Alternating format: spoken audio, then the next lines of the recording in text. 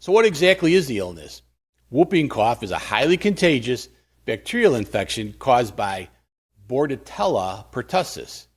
The bacteria cling to tiny hair-like structures in the upper airway, the cilia, and release toxins that inflame and damage the respiratory system.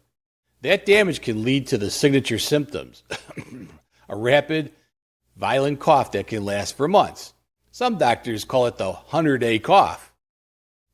Symptoms often look harmless at first: runny nose, mild cough, low-grade fever, easy to ignore. But after 1 or 2 weeks, the cough intensifies, sometimes producing that classic whoop sound.